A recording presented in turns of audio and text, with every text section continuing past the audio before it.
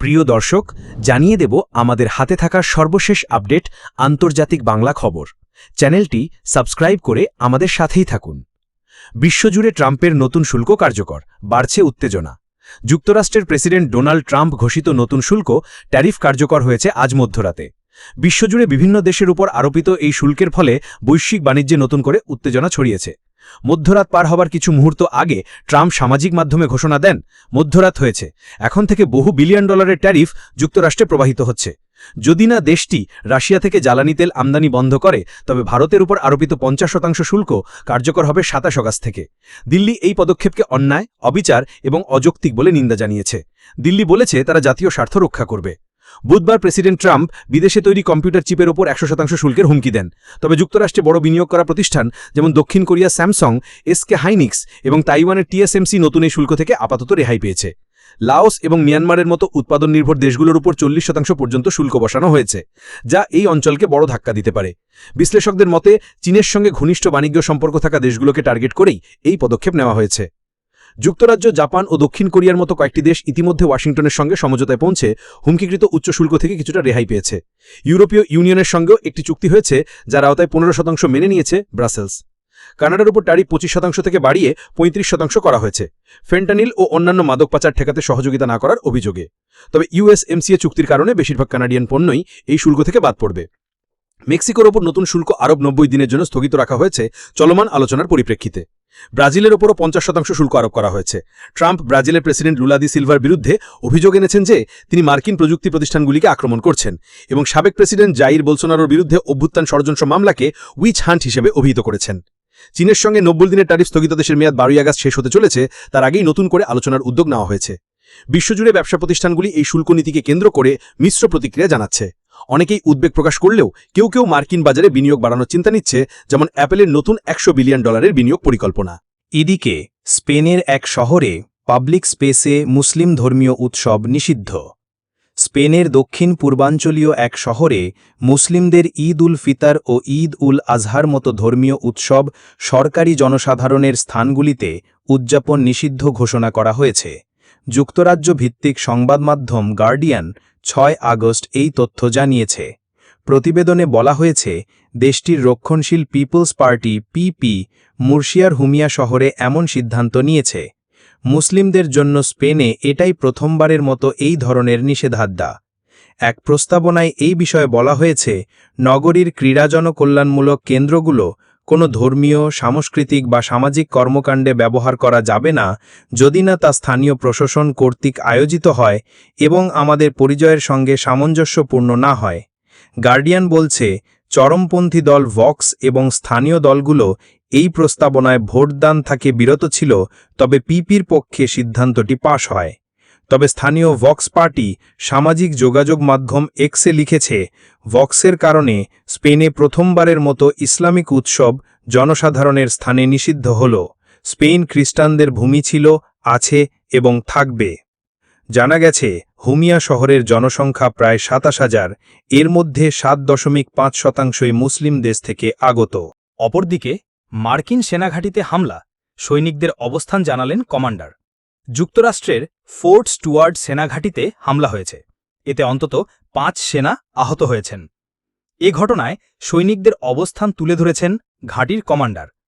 বুধবার 5 August ঘাঁটির commander brigadier general জন লুবাস এক সংবাদ সম্মেলনে সৈনিকদের অবস্থান তুলে ধরেন। তিনি বলেন, যুক্তরাষ্ট্রের জর্জিয়া অঙ্গরাজ্যের ফোর্ট স্টুয়ার্ট সেনাঘাঁটিতে বুধবার সকালে এক বন্দুকধারীর হামলায় 5 সৈনিক আহত হন। ঘটনার সময় আশপাশে থাকা সৈনিকরা তৎক্ষণাৎ সাহসিকতার সঙ্গে হামলাকারীকে থামিয়ে দেন। সংবাদ সম্মেলনে কমান্ডার বলেন, ঘটনার সময় আশপাশে থাকা সৈনিকরা কোনো দ্বিধা না করেই সঙ্গে সঙ্গে ওই সেনাকে অর্থাৎ হামলাকারীকে ধরেন এবং কাবু করে ফেলেন। এরপর আইনশৃঙ্খলা বাহিনী তাকে হেফাজতে নেয়। সামরিক কর্মকর্তারা জানিয়েছেন, সন্দেহভাজন বন্দুকধারী ছিলেন ঘাঁটিরই এক সার্জেন্ট, তবে তার নাম ও হামলার মোটিভ এখনও প্রকাশ করা হয়নি। আল জাজিরার এক প্রতিবেদনে বলা হয়েছে, বুধবার 6 আগস্ট সকালের দিকে সেনাঘাঁটির একটি অংশে এক বন্দুকধারী হামলা চালায়। এ ঘটনায় সাময়িক লকডাউন জারি করা হয়েছে। গুলিবিদ্ধ সৈনিকদের প্রথমে ঘটনাস্থলেই চিকিৎসা দেওয়া হয় এবং পরে তাদের উইন আর্মি কমিউনিটি হাসপাতালে স্থানান্তরিত করা হয়। ফোর্ট স্টুয়ার্ট একটি বৃত্তিতে জানিয়েছে, সামাজিক মাধ্যমে প্রচারিত তথ্যে জানানো হয়েছে বর্তমানে কমিউনিটির জন্য কোনো হুমকি নেই। আল জাজিরা জানিয়েছে, হামলাকারীর পরিচয় ও হামলার মোটিভ এখনও স্পষ্ট নয়। আহত সৈনিকদের অবস্থাও বিস্তারিত জানা যায়নি। মার্কিন সেনাবাহিনী জানিয়েছে, ঘটনার তদন্ত চলছে। সেনাঘাঁটি সূত্রে জানা গেছে, স্থানীয় সময় 10:56 আর্মার্ড ব্রিগেড কমব্যাট টিম এলাকায় গুলির খবর পেয়ে আইনশৃঙ্খলা বাহিনী ঘটনাস্থলে পৌঁছয়।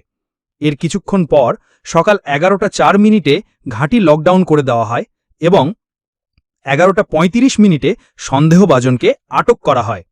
লিবার্টি কাউন্টি স্কুল সিস্টেম জানিয়েছে, লকডাউন ছিল প্রায় 1 ঘণ্টা। সতর্কতার অংশ হিসাবে সেনাঘাঁটির বাইরে 3টি স্কুলেও লকডাউন দেওয়া হয় জানায়। সাভান্না শহর থেকে প্রায় 64 কিমি দক্ষিণ পশ্চিমে অবস্থিত ফোর্ট স্টুয়ার্ট যুক্তরাষ্ট্রের মিসিসিপি নদীর পূর্ব দিকের সবচেয়ে বড় সেনাঘাঁটি। এটি মার্কিন সেনাবাহিনীর 3য় ইনফ্যান্ট্রি ডিভিশনের হাজার হাজার সদস্য এবং তাদের পরিবারগুলোর আবাসস্থল। জর্জিয়ার গভর্নর ব্রায়ান কেম্প একটি পোস্টে বলেন, আজকের মর্মান্তিক ঘটনায় আমরা গভীরভাবে শোকাহত। আহতদের এবং তাদের পরিবারের জন্য প্রার্থনা করছি। হোয়াইট হাউসের প্রেস সেক্রেটারি ক্যারোলিন লেভিট জানিয়েছেন, প্রেসিডেন্ট ডোনাল্ড ট্রাম্প এ বিষয়ে অবগত আছেন এবং সার্বিক পরিস্থিতির উপর নজর রাখছেন। সবশেষ জানিয়ে দেব, নেতানিয়াহুর কারণে যুক্তরাষ্ট্রের মানুষদের কাছে ইসরায়েল এখন বর্জনীয় রাষ্ট্র। বেনেট যুক্তরাষ্ট্রে ইসরায়েলের ভাবমূর্তি ভেঙে পড়েছে বলে মনে করেন ইসরায়েলের সাবেক প্রধানমন্ত্রী নাফতালি বেনেট। গতকাল মঙ্গলবার সামাজিক যোগাযোগ মাধ্যম এক্সে দেওয়া এক পোস্টে তিনি এ মন্তব্য করেন। 2021 সাল থেকে 2022 সাল পর্যন্ত নিউ রাইট পার্টির এই নেতা ইসরায়েলের প্রধানমন্ত্রী ছিলেন। গতকাল তিনি বর্তমান প্রধানমন্ত্রী বেনিয়ামিন নেতানিয়াহু ও কট্টর বামপন্থী লিকুদ পার্টির কঠোর সমালোচনা করেন।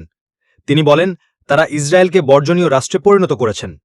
বেনেটের মতে, নেতানিয়াহুর সরকারের কার্যক্রমের কারণে যুক্তরাষ্ট্রে ইহুদিদের প্রতি বিদ্বেষ আরও বাড়ছে।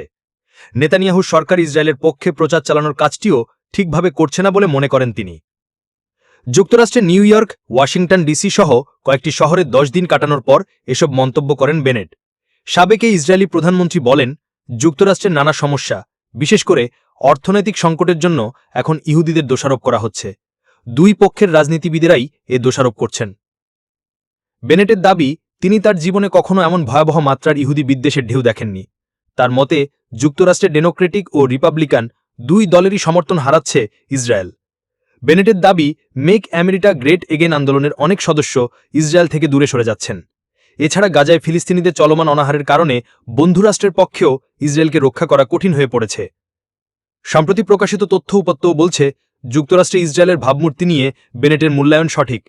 গ্যালাপের একটি নতুন জরিপে দেখা গেছে 32% মার্কিন নাগরিক গাজায় ইসরায়েলের যুদ্ধে সমর্থন জানাচ্ছেন, যা 2024 সালে সেপ্টেম্বরের থেকে 10% কম। 2025 সালের জুলাই পর্যন্ত করা ওই জরিপের তথ্য বলছে, গাজা ইসরায়েলের সামরিক পদক্ষেপের বিরুদ্ধে 60% মার্কিন নাগরিক।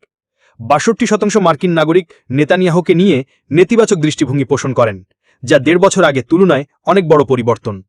গ্যালাপ বলছে, এর আগে 1990 সাল থেকে চালানো বিভিন্ন জনমত জরিপে নেতানিয়াহুর প্রতি এতটা নেতিবাচক দৃষ্টিভঙ্গি দেখা যায়নি।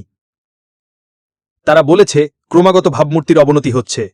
বেনেট মনে করেন, ইসরায়েলের ভাবমূর্তি ক্ষুণ্ণ হওয়ার কারণ গাজার যুদ্ধ নয়, বরং দেশের প্রচারণার কাজ ঠিকমতো না হওয়া। বেনেট বলেন, আমার মনে হয় সরকার এখনও বিপর্যয়ের মাত্রাটা বুঝতে পারেনি, আর সে কারণে 2 বছর হয়ে গেলেও আমরা কোনো তথ্য কেন্দ্র করতে পারিনি। আমাদের কাছে উত্তর নেই, কিছুই নেই।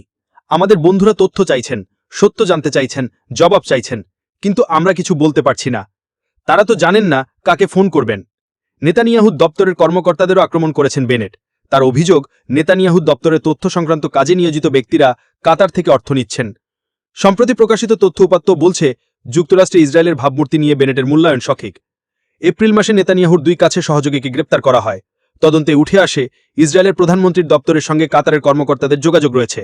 ওই 2 সহযোগীর বিরুদ্ধে বিদেশি সংস্থার সঙ্গে যোগাযোগ, মানি লন্ডারিং, ঘুষ গ্রহণ, প্রতারণা ও বিশ্বাসভঙ্গের অভিযোগ আনা হয়।